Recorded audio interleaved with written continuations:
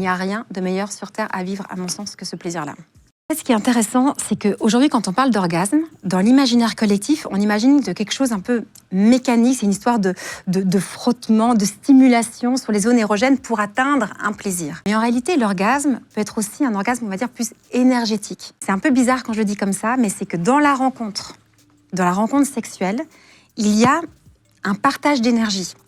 L'homme va donner de l'énergie à la femme, et elle peut être ressourcée, être remplie de cette énergie qui va lui donner une force dans sa vie. C'est-à-dire que tu peux vivre la sexualité et le plaisir d'un point de vue mécanique. Oui, les femmes aussi, hein, tu appuies sur un bouton d'une certaine façon et puis tu as du plaisir. C'est facile. Mais ça n'a rien à voir, mais rien à voir avec le plaisir que tu peux ressentir quand tu fais l'amour avec un homme qui vient tout au fond de toi et qui l'éjacule en toi et qu'on est synchro au niveau de l'orgasme et ça te comble mais entièrement, ça diffuse en fait cette énergie partout dans ton corps, c'est-à-dire c'est pas seulement localisé au niveau de ton sexe et ça te donne une force dans la vie de dingue.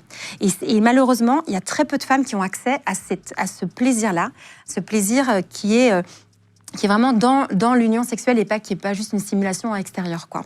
Mais ce plaisir-là, il est vraiment dans un abandon, dans un lâcher-prise et dans une connexion parfaite. D'abord avec soi, moi en tant que femme, d'être hyper connectée avec moi-même, ce qui est compliqué pour la majorité des femmes, d'être connectée avec elles, parce qu'elles sont connectées avec tout sauf avec elles, c'est-à-dire qu'elles pensent à 1000 choses à la fois. Si tu penses à 1000 choses à la fois, tu ne pourras pas avoir de jouissance.